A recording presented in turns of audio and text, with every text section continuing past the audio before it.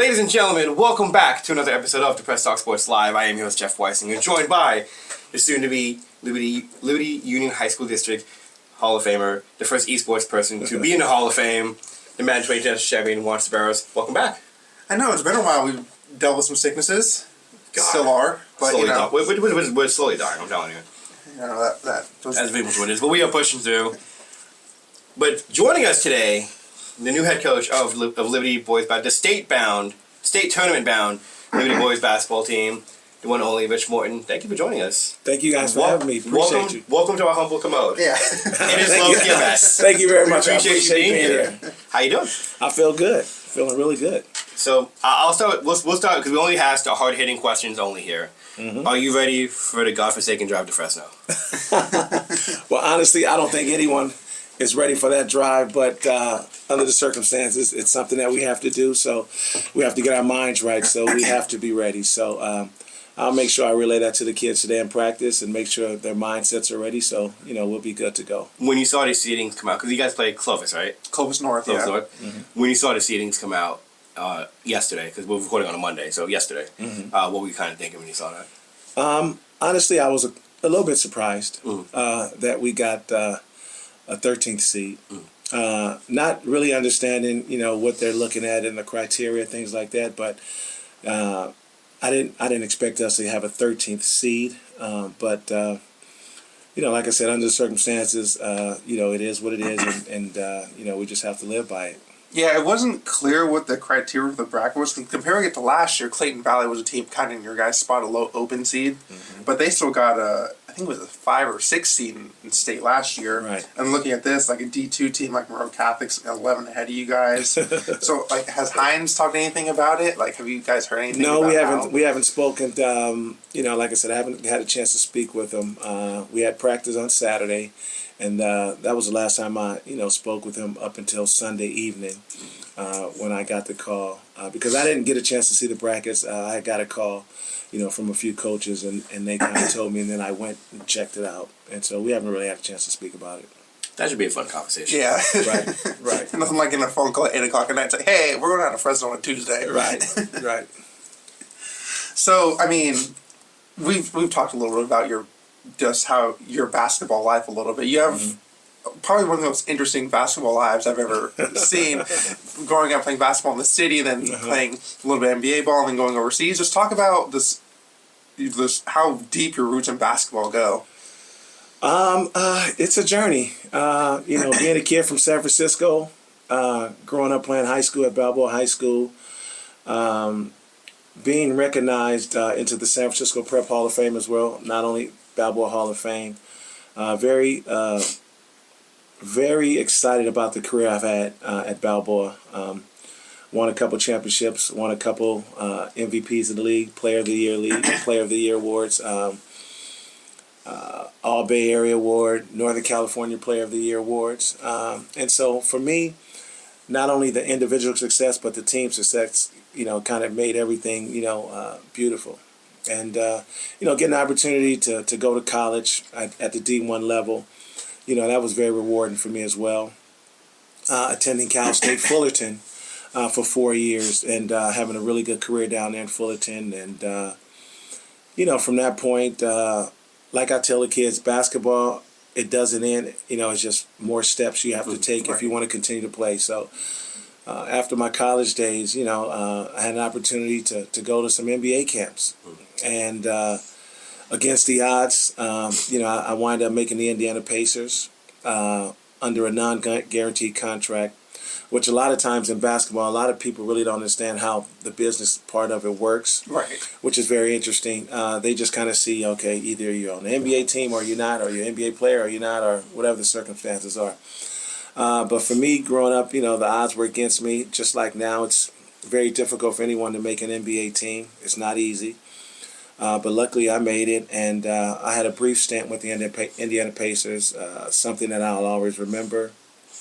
And just like anything else, after I was let go from them, I wind up playing in the Continental Basketball League, which is the CBA now, which is called the G League now. Right. Which is players who are currently trying to work their way back up to the NBA rather than go overseas first. So I wound up doing that, and it was very interesting. It was very enlightening.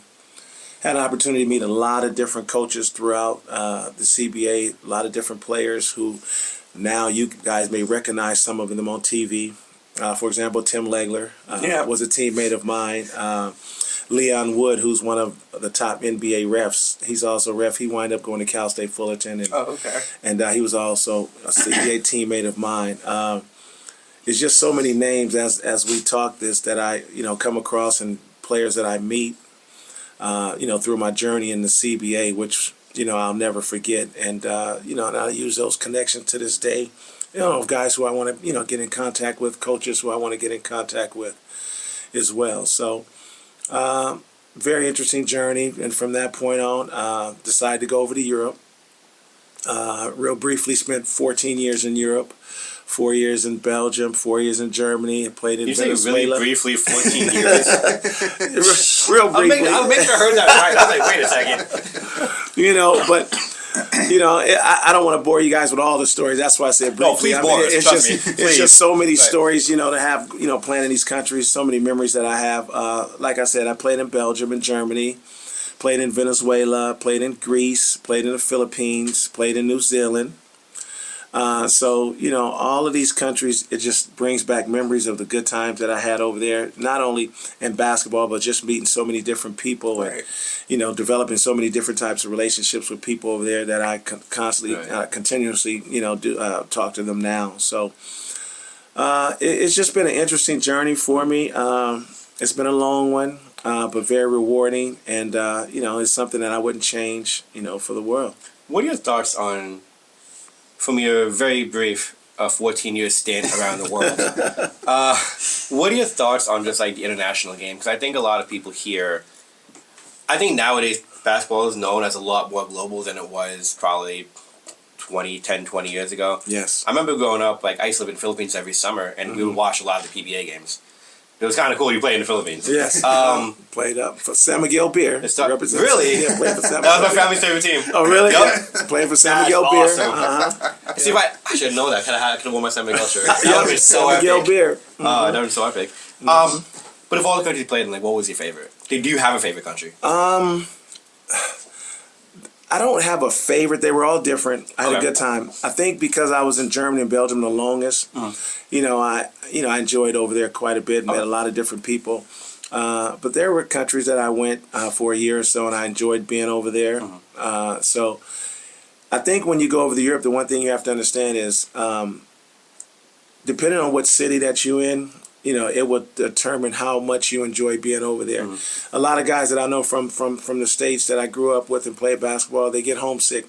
They get to these cities where, they just can't take it. It's boring. There's nothing to do. And the lifestyle is just not for them. It's a lot slower. Yeah, a lot slower. So, one thing I will say in all these countries that I was fortunate enough to be in some good cities. Where the outside life of basketball was really good. That once my family came over, we can do some things rather than just sit around the apartment and things like that. So I've been fortunate enough to play in some really good countries, and I had a lot of great time. I was going to follow with that. Favorite country and why it was the Philippines, but but I want to follow with that said, your thoughts on the international game now. Yes. Because I think people it's a lot more, because of social media and the internet, it's a lot more, there's a better spotlight, there's a lot more engagement with the overseas game. Just get your thoughts on the growth of it. I remember Claire, a couple years ago, I think, it was Nikola Jokic was saying, they were asking what they thought about the crowds, and he was, I played in Serbia, and you see the crowds in Serbia, and it's it's like an indoor, it's almost like a soccer match, just condensed. And I'm kind of curious, what was like for you kind of playing overseas and on the court at least. Got you. Well, like I tell people today, when I played overseas, I've always said that the overseas players were much more fundamentally sound than American players. And I saw it coming. Anyone who played overseas 15, 20, 25 years ago, they saw the talent of European players that was coming. It was just a matter of them continuously to grow. And they were more intrigued on NBA basketball.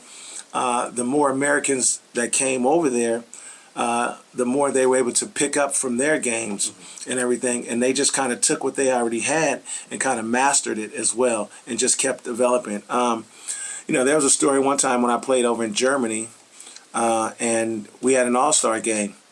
And right before the all-star game, they said, okay, we have an under 15 U team, German team, that'll be playing before you guys, and they want to showcase a player.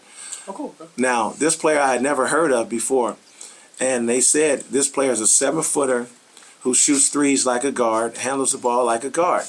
So, coming from the States, we didn't have that growing up. Yeah. We didn't know 7-footers At 15.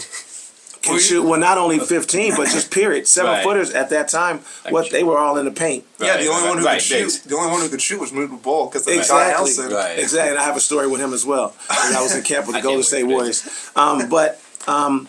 So at this time, we're sitting there and we're waiting for the under U15 team from Germany to come out because they were talking about this kid who was like going to be all world, 7 feet tall, shoot threes. And we saying to ourselves, man, can't no 7-footer shoot threes. Because that's not what we're used to seeing. Right, Anybody right, 7 right. feet, you got to go to the paint, post up. Yeah. Right. So we're sitting there, and the next thing you know, this kid comes walking out, and we look at him, and we said, wow. And guess who this kid was? Arvidas Sabonis. Dirk Nowitzki. Ah. German kid out of Germany. Heard of him. Yeah. Heard of him. So we're sitting there, and we're watching, as a kid walked by, we're watching him warm up, me and several other Americans, and we're watching this kid, and he's shooting threes, and we're just like in awe. Right. We're saying, wow. And then he started playing, and he started handling the ball, and we're saying, wow, 7-footers can do this? So right then and there, my mind shifted that, okay, basketball's coming. Mm-hmm. Not only coming to the States, but the fact that 7-footers can shoot, and it's just going to get over here, and then everybody's going to start picking that up. So back then, that was the first time I had an opportunity to say, okay, basketball's coming. So the European basketball players were always good to me. The one thing about them, they're very fundamentally sound. They can shoot, they can run the floor, and they can pass. And that was something and they played unselfish.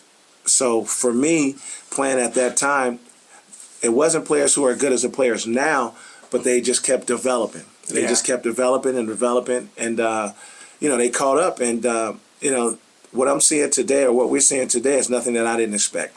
When you start watching Dirk I'm kind of curious, watching Dirk on TV, and everyone's like so enamored. It's especially early on, like, oh my God, this guy coming through, and the way his career trajectory kind of went. When you watch it, if you ever watch his games, I'm assuming you probably caught a couple of them. Were you like surprised at all at the way in the States once he came? No, I wasn't. I wasn't surprised. The only thing that I thought he would have a problem early on is the physicality. Right. Of it. Well, especially then. Exactly, Right. back then, as a kid coming over from Germany, because he didn't go to college. Right. He came from Germany Right. to America to play basketball. Right. So in my mind, back then it was all about physicality. The way we grew up, it was physicality. So that was the only thing that I was worried about. But skill-wise, shooting-wise, I had no issues that he would develop that over here and play the same way. And then once he got the NBA game, got bigger, got stronger, understood how to use his body, how to, get the fouls called in his favor and things like that. He just took off, and he just dominated. But I wasn't surprised at all. I used to tell some of my friends, I saw him when he was 15 years old. And then what he's doing now is what he did back then. He's just older now. Yeah. You know what I mean? A little bit bigger. A little bit bigger. So, and he was like, wow. So I wasn't surprised on what he did in the NBA, because I knew it was going to be difficult for players to guard him at 7 feet tall, because most 7-footers are used to guarding guys in the paint. So now all the centers had to go out on the perimeter, and that was going to be an adjustment for them, and that's why it was difficult. And he used that to his advantage. Oh yeah. And that's what I'm talking about. And basketball is just, for me, it's just a game of IQ and understanding what you're good at and what you need to stay away from. And he understood. I'm not a post-up player. So why go to the post? Even though people said I'm 7 feet. No, I'm one of the best shooters in the world. So I'm going to take that and use that to my advantage, a 7-footer who can shoot threes. So he just used his brain rather than saying, letting someone push him down to the paint and say, you have to post up because you're 7 feet tall. No, he just used this, and it gained him an advantage and made him who he is today. I mean, he's just one of the. Can we talk about the fact that he got to see Dirk Nowitzki at 15? I mean, hey, Dirk was Like, great. that's like such a story. Yeah. Dirk was I mean, great. right? They ran into a little 8-seed Warriors team. Yeah, exactly. Hey, Yeah. listen, Dirk still got a ring in the end today. Still got a ring. Probably going to be in the Hall of Fame. I mean, Oh, no doubt. Oh, you know what I'm he's saying? he's Like, going to the Hall of oh, Fame. absolutely. Oh, yeah, absolutely. But it's amazing that you saw him at 15. Yes. it was funny when you were telling that story. I'm like, the way you were alluding to it, I'm just like, if this isn't Dirk, I'm going to be mad. Right. Like, Man. this sounds like Dirk. Right. And I said Sabonis. Let's go. No, I didn't get a chance to see Arvydas Sabonis play over there at the time. There were some other European players, I can't remember their names, who were coming. I think Tony Kukoc was right on the rise Really? as well. That's cool. And he was Kukoc. coming That's as cool. well. Kukoc. The one sadly passed away in the car crash. Petrovic. Yeah, Petrovic. Drazen Petrovic. And that was actually in Germany. When he passed away, he was on the German Autobahn. Really? He was on the German Autobahn with some friends coming home, and, He's like- and that's when it It's happened. like one of the greatest Nets of all time. I Like, you know. ask anyone. Oh yeah, no, he was Try to phenomenal. say. So I saw the fact that the European players were coming. You know, the more they developed, the more because the one thing that I noticed that they were doing, they asked a lot of questions. Even when I went over there, you know, the players on my team was always asking questions. So I knew they were curious of what it was like to play in the States. So from that point on, I knew they were just going to continue to do their homework and study basketball more and more and more.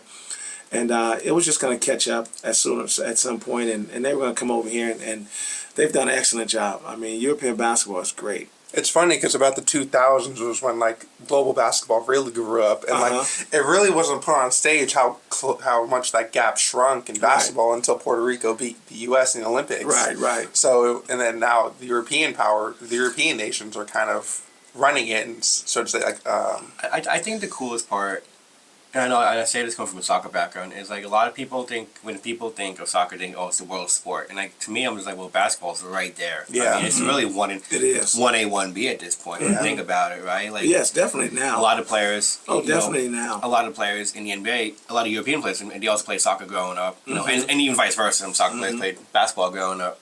And I think it's really kind of cool from not just from the sports perspective, from the cultural perspective too. Right? Oh, 'Cause yeah. both cultures are very similar in how they operate, and I think it's Yeah. it's really cool seeing how it's come up. No, If you- basketball has definitely grown. if you take the worldwide. top 10 players from today's game, probably about at least half of them are European or from out of the States. Of course, yeah. That's the score. Ginobili, Dirk. You know, if you consider Lucas Canada and is Canada too. Hey, Canada's risen really Canada, well too now. You know, Canada. This No doubt. I mean, it's definitely European players have definitely come over here and carved their niche as some of the best players in the in the world. Yeah. I just think still on an average, American players we have more better Right. American players on an average. But they're How- coming in next 5 or 10 years. Who knows? I mean, even more are coming. How So, close is that gap? Do you think? I think it's really close. I think it's really close. Before, the only time I saw where they hadn't had an opportunity to catch up to us is during the Michael Jordan, Magic Johnson, Charles Barkley, and Olympic team. The Dream Team? Yeah. The Dream Team. They were still behind us. They couldn't. They Right. wasn't even close. Now, I'd say, if anything, before back then, I'd say it was 10-0 us. Yeah. 10-0 Right, us right, when right. the Dream Team. But now, I'd say it's a 10-8. Okay. I'd say it's a 10-8 right now. Yeah. So that's That how makes it- that quickly. makes it very interesting. That's how quickly they've Right. caught up. If you understand what I'm Yeah, saying. yeah. And because back then it was just still 10-0. Right. I don't care. Nobody was messing with those guys. From Right. when they wasn't even coming close.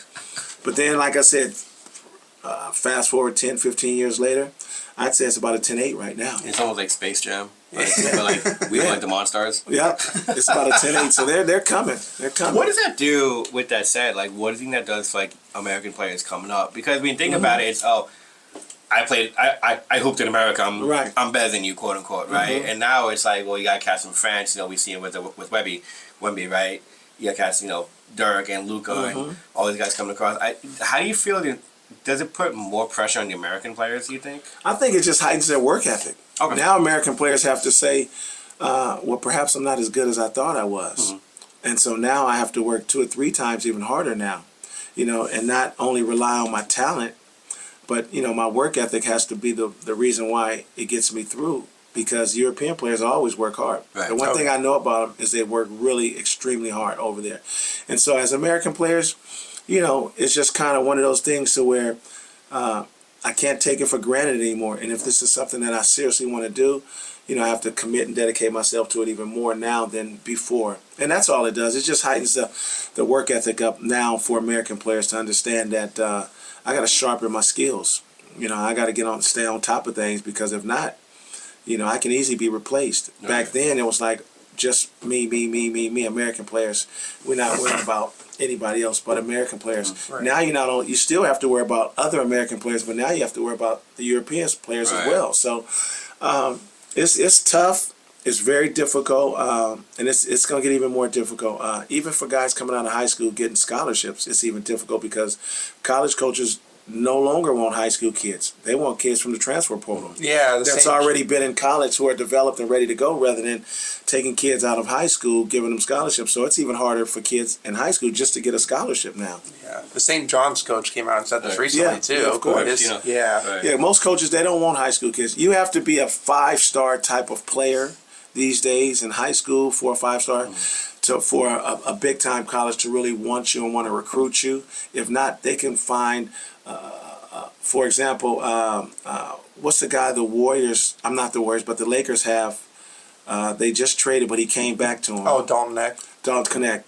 He was on a smaller school at one point before he got picked up at Tennessee. You know what I mean? And so now it's kind of like, no, I can get a guy from another school to come over to my university rather than get a guy out of high school that's more developed and more polished. Right. And so it hurts high school kids now because of this new transfer portal rule.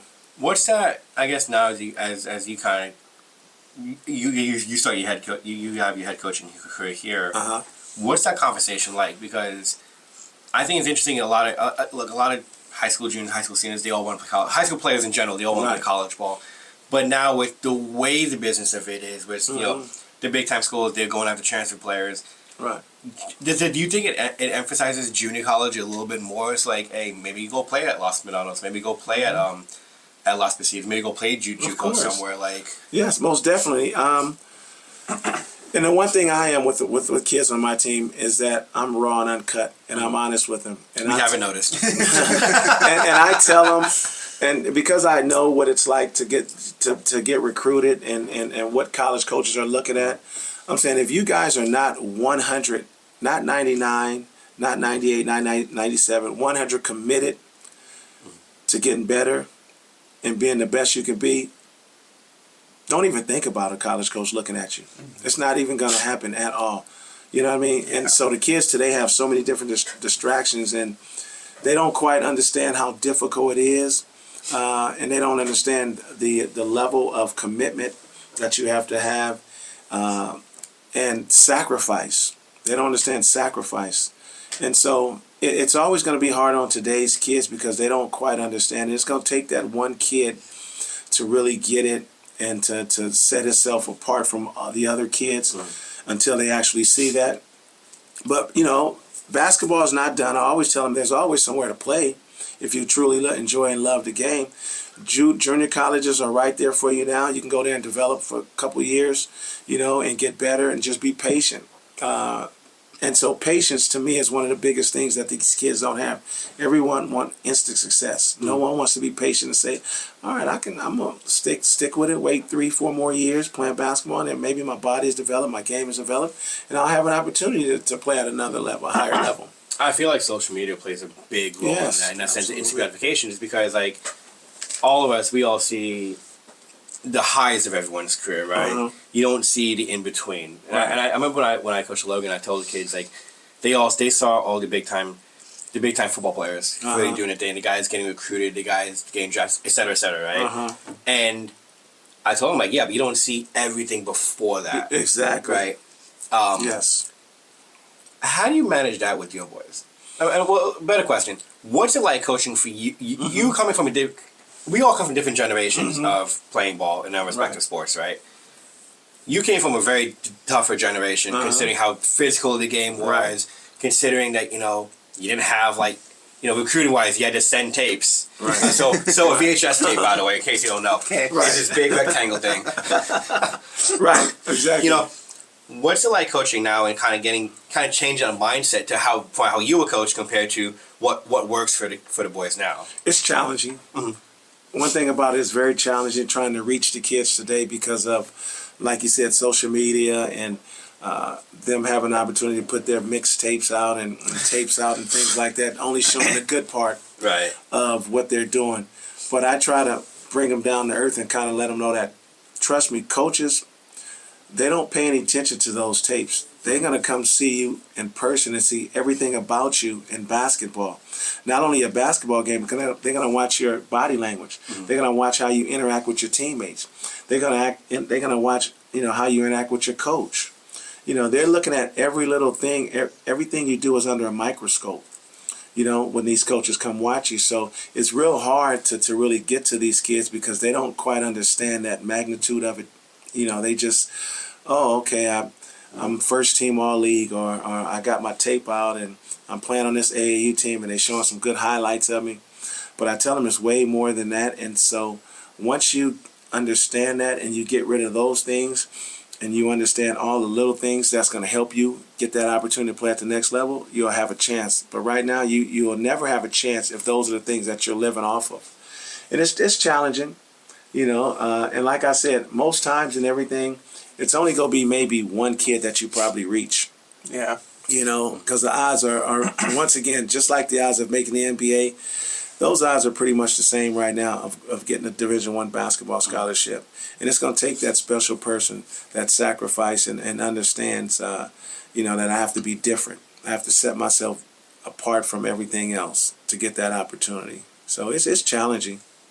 A little bit into your NBA career now. So you briefly played with the Pacers. You mentioned camps with other NBA teams. Were you on that Reggie Miller Pacers team? Yes. What was it like just playing we need a Reggie story. So let me give you guys. So firsthand, before that, playing at Cal State Fullerton, which is down in Southern California. Right. We played UCLA. Oh, okay. So Reggie was a year older than me. So it was my junior year. It was his senior year. We played UCLA at Poly Pavilion. And I hate to say this on live, but we played a game against Reggie. Reggie was also known as a cocky, arrogant type of player back then. You guys know that. So there was a incident to where a shot was taken. I fell on the ground, and Reggie Miller attempted to spit on me. Yes, he attempted to spit on me. Okay. Yeah. So. Things got kind of not crazy, but face to face and everything with the team and all that kind of stuff that typically goes on back then. Typical 80s basketball. Exactly. That was nothing back then. So I had already knew Reggie before that, and so he had a younger sister named Tammy Miller who played volleyball at Cal State Fullerton. Oh, okay. So I knew the Miller family coming up. Right. I knew Cheryl. I knew Reggie. They had another brother who played for the Angels at that time. Older brother who played for the California Angels in baseball as well. So the Miller family was well known in Southern California, coming out of Riverside. So that was just a quick story with Reggie and I when we played UCLA back then. Now fast forward to the Pacers. Obviously, when Reggie left as a senior, got drafted by the Pacers. Right. His first year there, he played his first year there. Fast forward the following year is when I went to camp with the Pacers. So that was his second year and my first year there. And so we had already known each other, from college days and things like that. But once I got down there to Indiana, everything was cool between us. I had an opportunity to learn from him, watch him, and study from him the way he played and everything. So everything was good back then. I had to guard him a lot in practice, chase him around screens. And obviously, if you know 80s basketball, guys was hitting you off of screens. It wasn't just a screen. No, it wasn't no screen. You couldn't come through the middle. You couldn't come through the middle. And Reggie was an expert on how to use the screens and how to manipulate the players and how to get them to go in their one direction, going in the other. And he was so wiry at that time, and he just constantly kept moving and everything. So you chase him around screens. So that opened my eyes to what it was like playing against a player like Reggie Miller at that time. So, everything was fine between us at that time. There were several guys down there. Some names I don't know if you guys would know. Chuck Person. Yep. Okay. Rick Smits. Scott Skiles was there at the time. Vern Fleming. heard with Wayman Tisdale during that time. So it was a very eye-opening opportunity for me to go down there and get that opportunity to be around these guys and see what it's like to be around professional guys and just live that life, for a moment and things like that. So it was fun. After that, just going to different other teams, camps. Went to camp with Golden State. Had an opportunity to be down there with Run TMC. What was that like being fun? For I the knew Tim hometown Hardaway. team? Tim Hardaway, like I said, him and I were really cool. And the fact that it was in the Bay Area, being from San Francisco, it was a Bay Area team.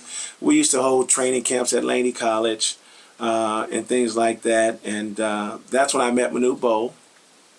That was my first time meeting Manu Bow with the Golden State Warriors. Yeah. So had an interesting story with him. Not bad, very good.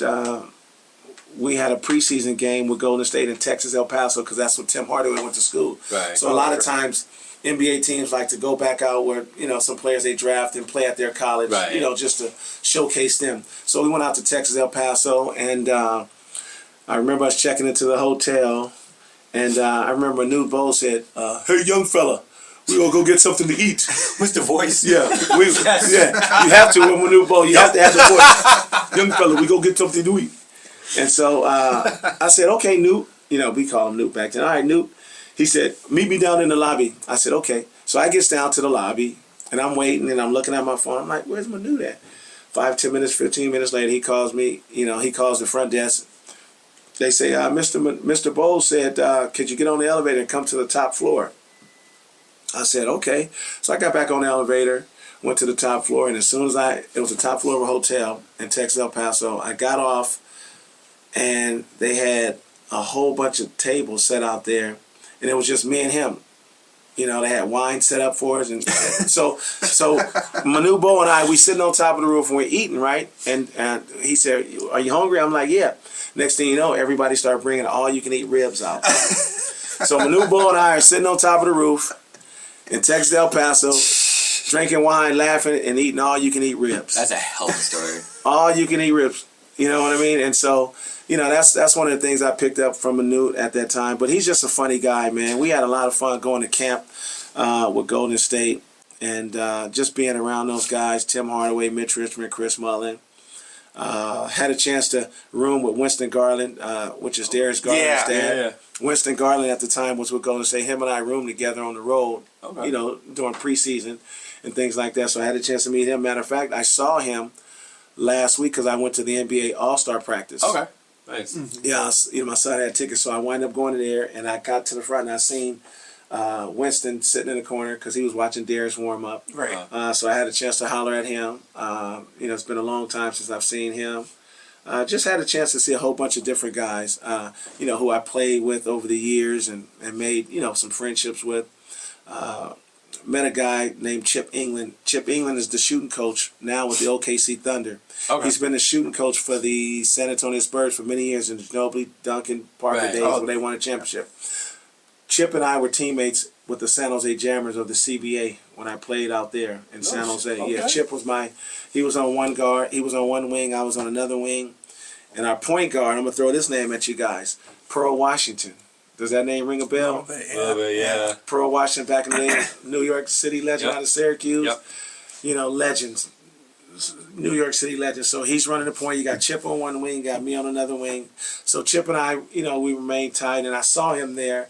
We exchanged numbers again, and he told me, whenever they come to town, make sure I hit them up and things like that. So it's just good seeing guys from back in the day when you played.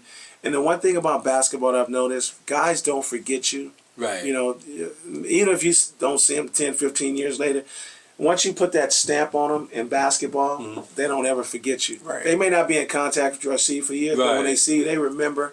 I remember all the players I played against back in the day in the CBA, all the teams, all the coaches and things like that, because there's a stamp that just stays with you your whole life. Right. So, the memories last forever, and it's just a good opportunity for me just to experience basketball. It's definitely such a sports thing because I remember about the 3 years I coached, just running into I went to old teammates. One of my old teammates, he became our varsity OC, so it's kind of like such a reunion for him and I. And then some of the other coaches I seen, it's the whole idea of you mentioned once you make a stamp with people, Yeah. like, they never forget you. They never forget you. Some of my friends became referees, so that was a fun shouting match. Yeah. Exactly. That actually, Yeah. it's funny because like when you have all teammates that became refs, it just makes the shouting matches a lot more fun. 'Cause, Right. like, the outsider was like, oh my god, he's going off on ref, and you're just like talking the most like BS to his ref the entire time. Of course. But like you both are boys at the end. It's funny. Oh yeah, I see refs today, and you know, when they're refereeing summer leagues and things like that, I see them, and they like, Richie, be quiet before I call a tech on you. You know what I mean? So you know, they're funny and everything. So you know, it's just a relationship that you have, and that's the one thing about basketball. You know, no matter what you do in it, you know, enjoy the moment, but understand, you know, it's gonna live with you forever. You know, you're gonna have memories forever. Right. And it's a wonderful thing. You've shifted kind of now into a coaching career for the past decade and a half. Yeah. What's that kind of been like for you, going from player to coach? And was there anything you've taken from past coaches that you've kind of implemented in your coaching? Oh, of course. The one thing that I've always done in my life, even as a basketball player, I've always learned from other players. You know, I never got to the point to where I felt I knew everything, even as a player. You know, I watched players, I studied players, I studied moves, you know, where I pick up something from here, pick up something from there. And like I said, transfer that over to coaching. You know, even today, I'm still picking up things from coaches, little things. You know, the littlest things turn out to be the biggest things in coaching. And so I've learned a lot from a lot of different coaches. You know, coming up, been coached by some Hall of Famers, George Karl, Eric Musselman, Dr. Jack Ramsey, who passed away, who was down in Indiana.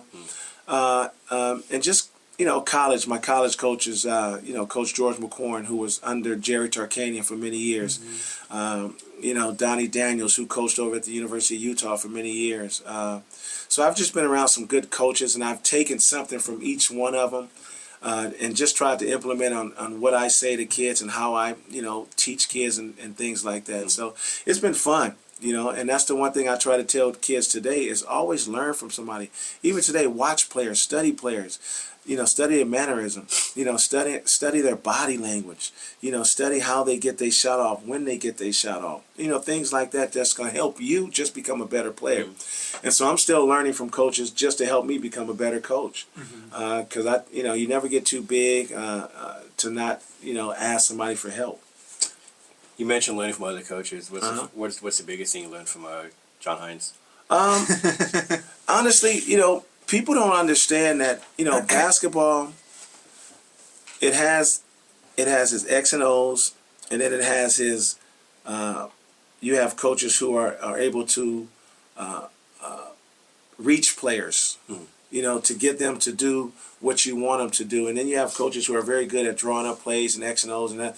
The one thing I learned about Coach Hines is that he's a very good X and O's type of coach. He likes to do a lot of X and O's. I think we brought him on the podcast. He talked about X and O's for about a half hour. Right, exactly. So he loves doing his X and O's, which is nothing wrong with that at all. And so those are the things that I've learned from him. And the fact that he's very detailed at times, and he's passionate about the game. You know, there's not a lot of We haven't noticed that part either. There's not a lot of coaches who are passionate. I think some coaches are just there just to be in that spot. Right. You know, and even youth coaches and that coming up. But, you know, I see a lot of high school coaches, and I'm saying to myself, do they really want to coach, or are they just there, you know, for a certain kind of reason? But, you know, Coach Hines, I've been around him for a long time. You know, and I watch his mannerism, and I can tell he's very passionate about the game, and he wants things to go well.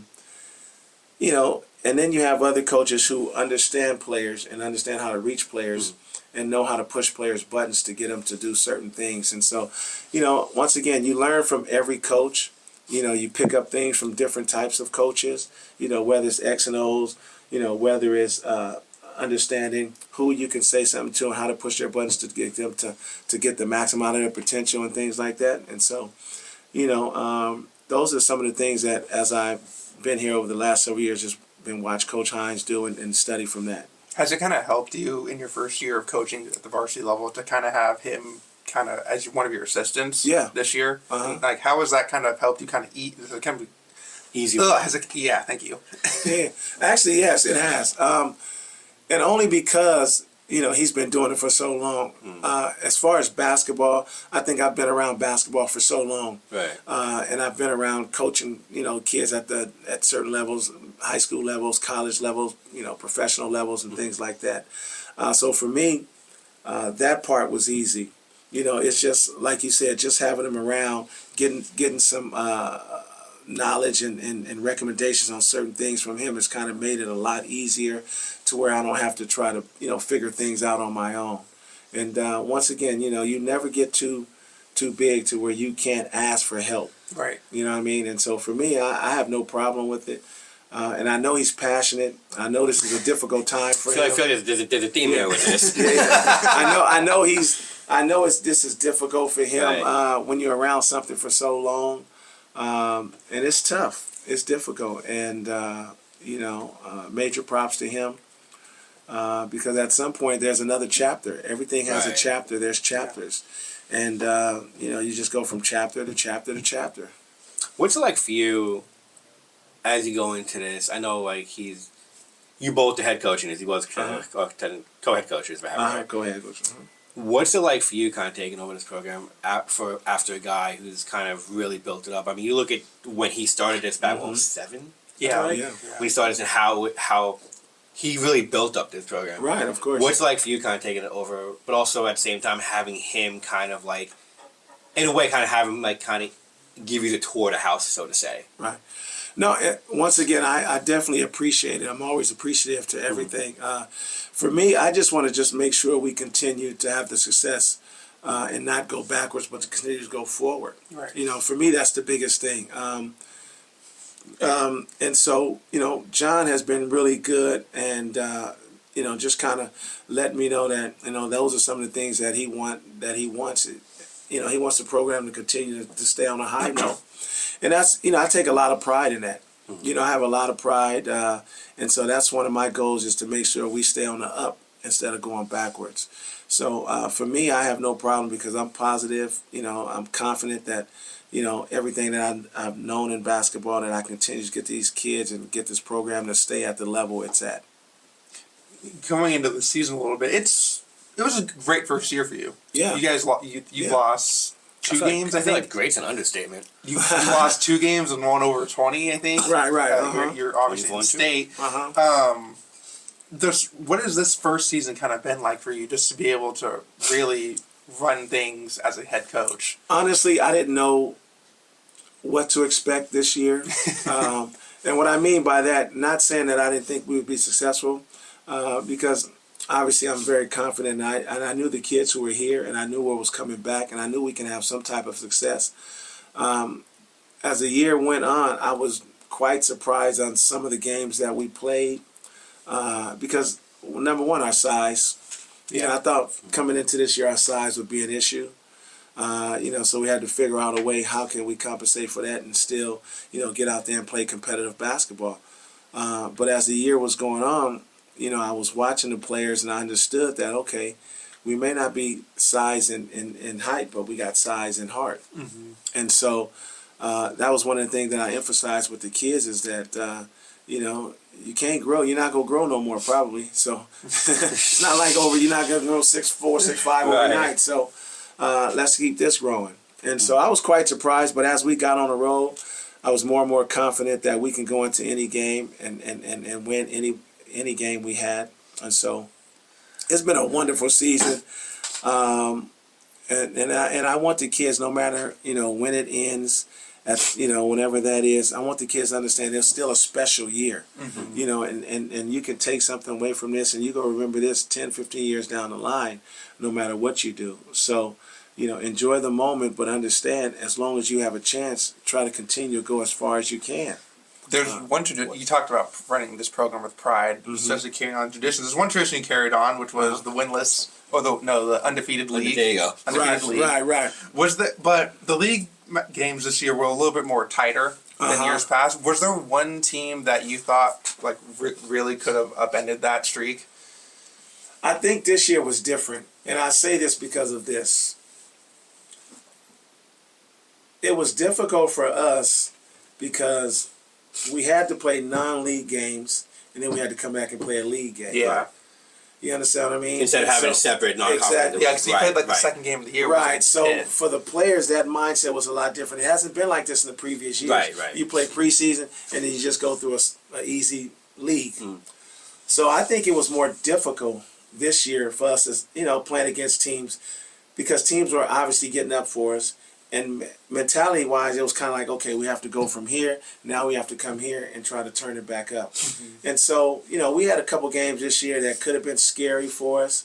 But because we were tested in preseason so much, I think that mentality helped us prevail, with that mindset of not wanting to lose and just figuring out a way just to win the game. It wasn't about, beating them by 20, 30, and 40. It was just, okay, let's get this game. Let's win this game. Right. Because we understand it was difficult. It was something that was unusual to go play preseason games and then come back and play league games and then go back and play preseason games. So it's very unusual for the kids. And I don't know if they really understood the magnitude of that, but I know as a player, sometimes it's tough and challenging mentally to get yourself up, against certain teams. Yeah.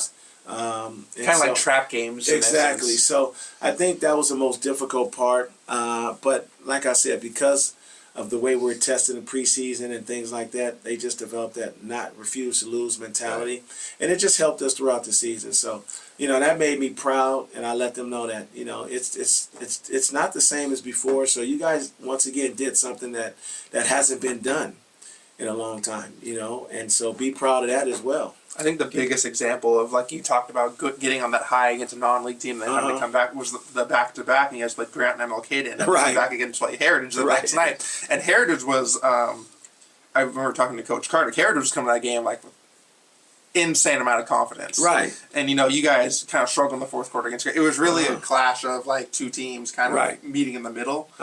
So it was that it kind of brought the rivalry back of Liberty Heritage. What did you kind of take away from that first game? Obviously, I love rivalries. To me, rivalries are something that's needed in basketball. And for me, I just love being in those trenches, games that are like that, because it actually shows me, what we're made of, and it shows me what players and what they're made of. So, for Brentwood basketball, I thought it was good.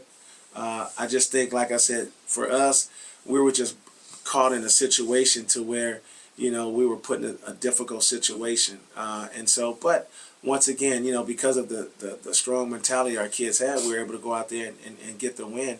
And it was tough. And like I said, every team we play in our league is going to be up for us. Oh, yeah. I think Freedom got right. Exactly. They're going to be up from us. But obviously, that's what I like, because that's basketball. Right. Yeah. That's the fun part of basketball. I don't want to win by 30, 40 points all the time. It's different when you're playing against a crowd, when the crowd's going back and forth. I love that. I love the crowd energy, and I love to see my players react to that and respond to that. So, those are the things that I enjoy. And I hope, it continue. I want it to be a rivalry with Heritage. I want Freedom to be here. I want the games to be packed. Right. Because when I went to that first Heritage game, I'm like, man, I haven't seen this in a basketball game since I was in high school. So it was just really great to see. Yeah, what's it like seeing, going against, specifically against like Heritage and Freedom, kind of seeing those programs really start to bounce back the way they are? I mean, Heritage playoff team this year, Freedom in their first year under Drew, like they really kind of showed their promise and what they're trying to, what he's trying to rebuild there. Just having them kind of really back and fold, how big is that? I think it's good for basketball. Obviously, there are a lot of kids out here in Brentwood, and I don't know if there's a really separation of talent. I just think there's a difference in culture and commitment. And as long as you stay committed and the culture is right, you're going to always, give yourself an opportunity to be on top. I'm really impressed by what we have in the future. As good as those teams are getting, I think we're getting just as good, with our freshman team, with our JV team, as you saw what they did this year, going undefeated. Yeah, the JV team, you have 26-0. Yeah, you have a long licky. Right. You have some height coming up, too. Exactly. So, I just look at it as, it's good what they're doing, but I still, I'm going to remain that, we'll always remain on top right now because of the culture and the commitment, from coaching to make sure we get these kids to understand how to play the game the right way. If I'm a varsity player and I saw JV go 26-0, I'm gonna be pissed. Right, Considering- exactly. Let me ask you something. I've kind of been wondering. I was kind of wondering this. We were at that game against Lincoln at the Clayton Valley. at the Clayton Valley tournament Uh-huh. back in December. I remember how frustrated everyone was with that loss, Uh-huh. just because of the way the boys played and everything, Right. and the way that game kind of turned out. What clicked for you guys? Because y'all went on 20 in a row. 20. Yeah, Yeah, 20. Yeah, because I mean, it's not like you guys were struggling early on. Y'all were 5-1 entering that game. Right. Uh-huh. That game just felt like it didn't look like a 5-1 team on No. that night. So from that point on, what clicked for y'all going forward? Because I mean, to rip 20 straight is no Right. easy feat in itself. And it was something that wasn't even talked about as Right. far as, we just kind of looked at next game up, next team up. So after that loss, I don't remember, kids, in my opinion, just being, so deflated. We just took it as we ran across a team who we thought was really good. Oh, yeah. And early on, I think we missed a bunch of free throws in the first. If I remember that game, I think at halftime we was down 38-31. You guys were And in we- at halftime. And we missed 6 or 7 free throws. Right. Yeah. So from that point on, I felt that, okay, had we made those free throws and went into the second half a little closer, kids' confidence would have stayed up and things like that. So I think it just kind of showed our youth and inexperience at that time in the second half when we got down against a really good team. And it was just difficult to bounce back. So it was one of those games we took our lumps, but it wasn't, I don't think it affected us because I think it just kind of heightened our intensity up and competitiveness up to make sure, okay, next game, next team up. Right. That's what we need to prepare for it. And next team up. And honestly, at one point, I didn't even realize how many games we won in a row. It was just like, it seemed like we were just playing so many games, Right. with our schedule. It was kind of like, I remember one point it looked like we played four or five games in 1 week. Yeah. If I look on the That's schedule at one right. point. So for me, it was just kind of like, okay, next game up. Right. Next game up, next game up. And then as it got further and further down, I didn't even realize how many we won in a row. But it was, like I said, it's a, I take my hat off to the kids because for them, they just wanted to play next team up, next team up, next team up. And they wanted to win. So it was just one of those games where, like I said, Lincoln jumped out on us in the second half and we couldn't, bounce back from it. And don't get me wrong, Lincoln's a real strong team. I wouldn't be surprised if they go, really far in this Third seed in your bracket. Division One. Right. So, it wouldn't surprise me if they go far. And so that's just a testament of a good team that we played at that time. I want to track back something because you mentioned schedule also next game up. Mm-hmm. You mentioned how this year, it was first year, really, league games were kind of sprinkled in between preseason. Uh-huh. Is it fair to call those non-conference games preseason games at this point? Because really, it's all, to me, it feels all regular season and just non-conference games. It's just one schedule instead of Right. traditionally your preseason non-conference schedule, and then you hop in the league. Yeah. How it, usually after Christmas. Right. Do you like that idea of it? Because because at this point now, the way at least the way it did this year, it doesn't feel like a traditional preseason in that kind of sense. Right. No, I like non-conference games. When you mix them in with league games. Okay. Especially for us. Being that we've won league 4 years in a row, and I think the kids sometimes get a little bored with teams in our league. Right. So they need to be challenged. So for me it was fine. I didn't have a complaint with it. It was just good that the kids handled it the way they did, and it just made it a little bit more difficult. But if we do it on a regular basis, I think it'd be much easier for the kids to understand that, okay, we played these games, but we still got to be mentally ready to play these games. I think with this year caught us by surprise. We had to get up for these games, and then we come back and play this game, and we're not prepared, mentally like we should be because we figure, oh, we're gonna win. Whether it's by 10 points, 20 points, or 30 points, we still gonna win. And that was a mentality I think our kids had. But I like it. I like if they can mix it up like that and we go non-conference league games, and then we come in the league, and then we go back out. I mean, I don't have a problem with it. I like it a lot. You guys had a unique playoff structure this year. It wasn't the do or die one game. Right. Win, move on, lose, you're out. You guys kind of had that second life in open division, Uh-huh. and then so now you guys are in state, and it is do or die at this point. How do you guys you feel about your team rising up and playing against fourth seed Clovis North? If you ask my honest opinion, it just seems strange to me because I didn't quite understand playing it open how it helped us in a sense to where you play it open, you're considered one of the top 6 teams, but you lose and you go down to D1. But there's teams in D1 are ahead of you. But there's D2 teams. But those teams weren't good enough to play in the open. Right. You understand what I mean? It's like Right. if they were good enough to get those high seeds, how come they weren't in the open? So it seemed like we got penalized for going to open and losing, opposed to going to open and saying, okay, these teams are recognized. So if they do go down to D1, let's make sure they're considered a higher seed, opposed to some of the other teams. It kind of seems strange to me how it worked out. It was opposed to where, okay, suppose we had to win D1, Right. and then got to the championship, and obviously the 2 teams of D1 continue on, Right. and I'm sure we would have probably got a higher seed in D1. Right. it almost should be, if you qualify for the Open, you should have protected seeds. Exactly. Right. And that's what I thought it was. Oh, welcome to the CIF and ECS, man. It's Because I said to myself, well, okay, yeah, going to Open secured us to continue on. right. But if they're going to throw us at a low seed against a higher seed and have to do all this, it really didn't help us. Right. It's I remember last year when we talked with Coach Hines, like how they got the 7th seed and like they had to play Pitt for like a 3rd straight time, and the way the seeding was, and Liberty got punished for this, that, and the other. It's really, it feels very unfair in ways. I think that there's, especially now with competitive equity and the way they want to do everything, how they manage the Open. There are definitely ways you can argue would be better for how they handle everything. I just don't feel as if they ever.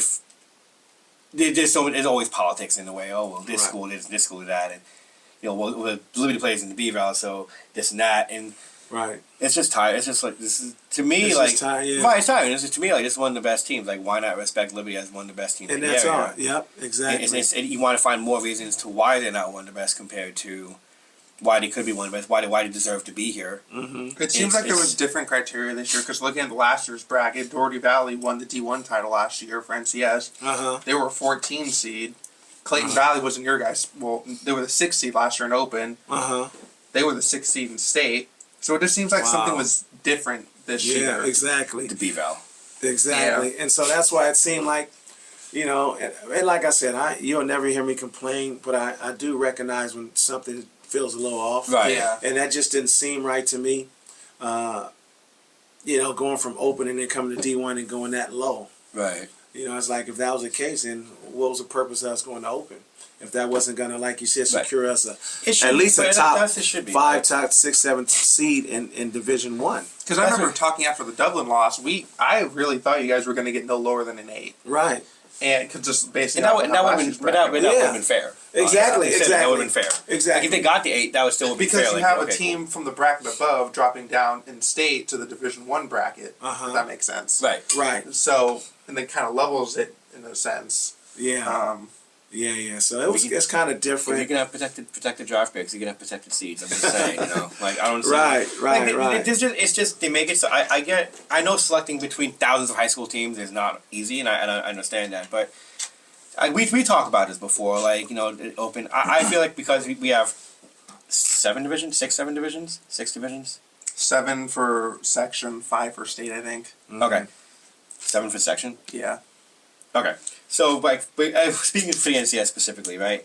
Your number 1 team should be your number 1 team. They get the first round bye, and then the other 6 play against one another, right? But like the 2 seeds, like your top D1, you can see a second top D1 team, top D2, top D3, stuff like that. And then when it comes to state, you have protected seeds and all that kind of stuff from there. Right. It's almost like a Champions League kind of thing. Right. Exactly. Like why not treat it like to me that's the most straightforward thing to do. That's it. Why not do? I don't think we did that like that the last 2 years I've been here. So I don't see why I do that, but it's Granted, this is uncharted territory for us. Right.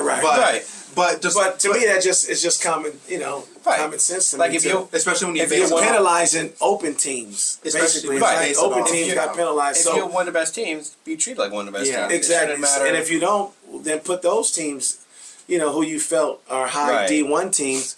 Why weren't they in open? And there wasn't a clear, there was never a clear explanation for the criteria when they select. But like I said, just based off of last year, it's just very different from last year. Yeah. So it's tough. Have you looked at Clovis North at all? Have you done? I watched some film on them. How do you feel going into it? They're a well-coached team, and I've talked to several people who I know within the basketball ramifications. And like I said, I know the coach, and I know the type of person he is, and so it's going to be really, really difficult. Especially playing them at home. When I'm sure they shoot the ball really well, and they're a 3-point shooting team. They move a lot, they pass a lot. Their ball movement, player movement is really good, and so.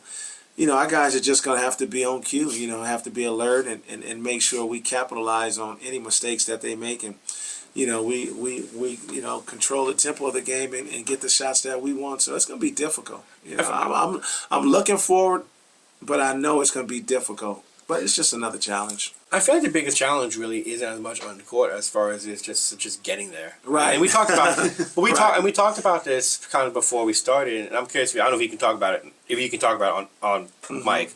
But we're talking about going to Fresno on a Tuesday. Now, fine. Granted, I mean they're going to consider Fresno NorCal. That's what it is. Can't do anything about that. I try and figure that one out still.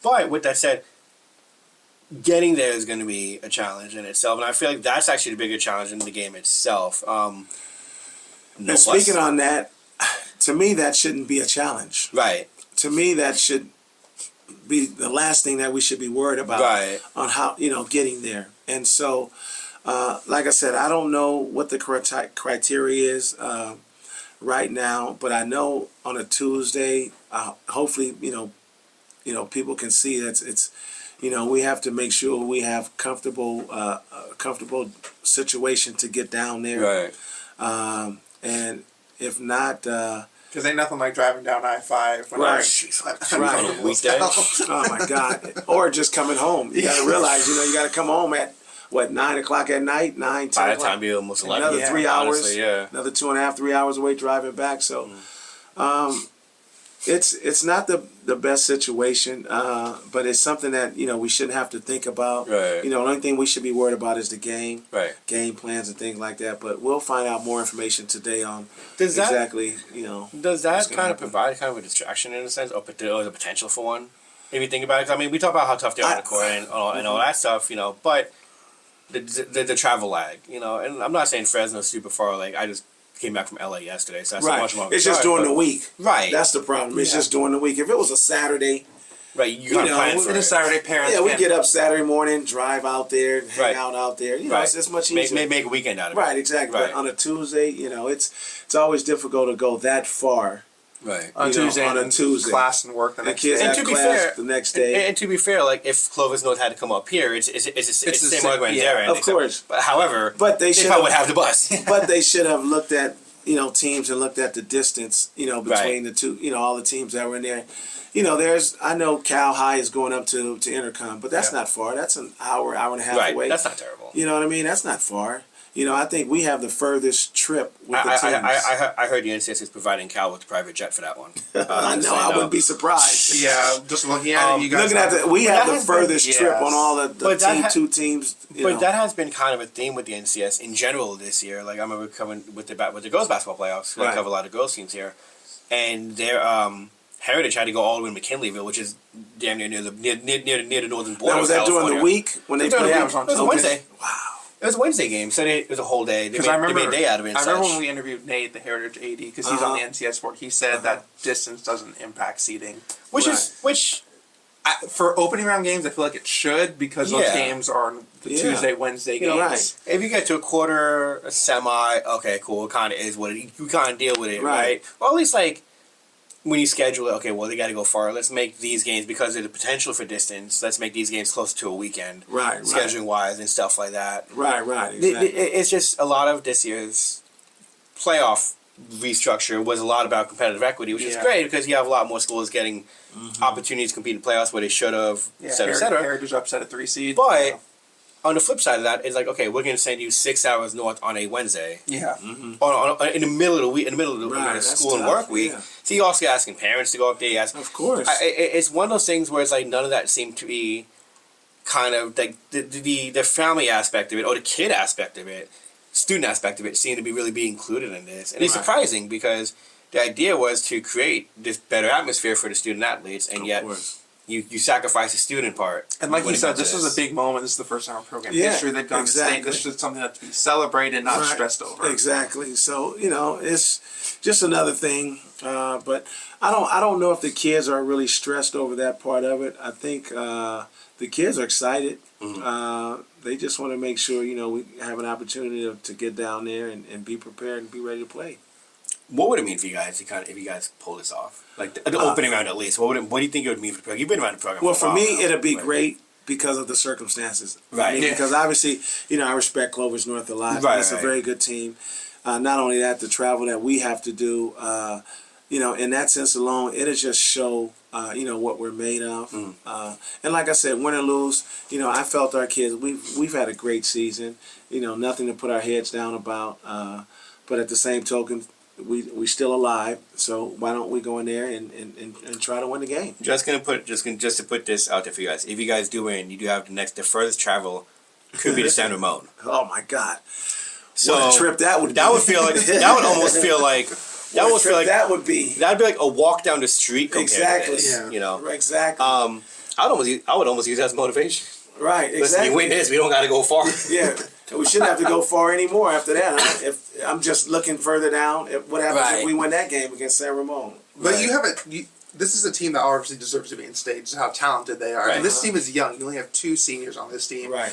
What do you think the years to come? Where do you think the height can be years to come for this team? Oh, I just think next year is only it can even better. The guys coming up from the JVs, it gives them an opportunity to see, what it's like. It gives them an opportunity.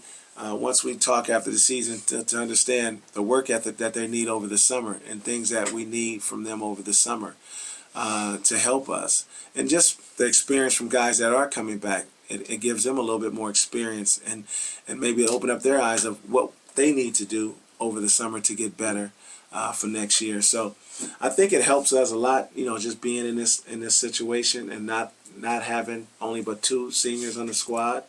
I think it's just going to benefit us next 2-3 years down the line. How much do you feel this raises the bar for the program, and also for you personally, how much this raises the bar? Because you'll be going to your first full year as the head coach, like no more co-titles. Right. How much does this raise the bar for you and the program into next year? Just disappearance alone, regardless of what happens. Right. Just getting to state alone and going through this, going through the open experience and everything. What does this do for you guys? It just heightens the goal. Over the summers, I'm gonna work harder. I'm make sure the kids work harder. And just kind of evaluate this season and kind of see, what we did wrong and what we need to do to go even further. Evaluating just teams and competition, what other teams have coming back and things like that. So it just makes me get back to the drawing board over the summer and just kind of reevaluate, what we've done this year. Is there a fear of potentially raising, I would say, false expectations? Of like, okay, this is the year we win state. This is the year we have to win state and stuff like that. Or does this kind of create heavier, for lack of a better word, more heavier expectations for the program? Because you mentioned the JV team going 26-0. Right. There's gonna be a lot of eyes on those kids coming up to the program. The seniors leaving and how the program kind of rotates the roster. Does this create like heavier expectations kind of going forward? I mean, honestly, I don't think so. I just think for us, it just puts us in that situation where we want to just maintain and be one of the winning programs, and just continue the success. First of all, not only in league, but just to represent outside of the league as well. I think that's one of the biggest goals. Winning the state. I don't know if that creates any pressure for the kids. Obviously, I'm sure they want to. Great to help a story. Yeah, exactly. But at the same token, we all know, winning the state is difficult. You have to be at the right place at the right time doing the right things. And so, only one team is going to win. Only one team is going to win. So, I don't think it creates, any other expectations other than just maintain that winning program that we've been, over these several years. And I think the kids understand that, and that's the mentality that they'll go in and we'll just, play and take each game by game. Yeah. Yeah. All right. Thank you. Oh, anytime, man. Appreciate it. This is Anytime. great, honestly. Yeah. The fact that we got a PBA reference is awesome. I know, huh? We got probably one of the greatest Minute Bowl stories of all You time. got a Reggie Miller story? The Reggie Miller story, Yeah. which if we clip down, I'm curious where that would go. Yeah. So no. It's exciting. Cool. Thank you so much. This is great, man. Are you guys? Well, I don't know. Are you guys going down? No, huh? I was gonna text Hein to see if he can get me on the bus. We can We don't stash even him. that's the thing. Yeah, even have a if bus? he can get you on the bus, then that's a good thing. That means we have a bus. I was gonna say that. You know what I'm saying? If we can get you on the bus, that means we have a bus. Or I think Dante's dad has offered me a couple times this year for Steve? a ride. Yeah. Yeah. Maybe to We'll see. maybe take him up on that. Right, exactly. So we'll figure this out today in practice and see, who's driving, how we getting down there, if we can't get any vans or anything. Yeah, like keep us posted if you hear anything. Okay, I'll text you. Yeah. Okay. Yeah. Because like I said, we should, and I'm gonna tell John, how come they can't make special, exceptions for today? I don't know what's the difference, and I'm still trying to figure it out. Right. What's the difference between getting a van at 3:00 and getting a van at 2:00? What I would tell him. I just don't understand that. What I would pitch to him, and I know he knows this, if Cal can take the private jet to Sacramento, if they can get the JetX to Sacramento, then Right. I think we we're should good. be able to get a van, at least 2 vans to get us down there. We took them down to Santa Right. Barbara, so hey. Ladies and gentlemen, this has been another episode of Press Talk Sports Live. Each and every week, we interview the local athletes and coaches here in the Brentwood Oakley area. We are presented by the Brentwood Press. Don't forget, for as low as $20 a year, you too can get a subscription to the Brentwood Press and keep in touch with everything happening in the East County area. Go to thepress.net and click on subscribe for more. While you're blocking the camera, for head coach, current co-head coach, but next year head coach Rich Morton, and absolute pro basketball legend, international basketball legend Rich Morton, and once Spurs. I am Jeff Weissing. Thank you so much for joining us. We all got to get out of here. We'll catch you on next time. Take care of one another. Thank you guys for having me. That was a great. Oh, this you crazy mother.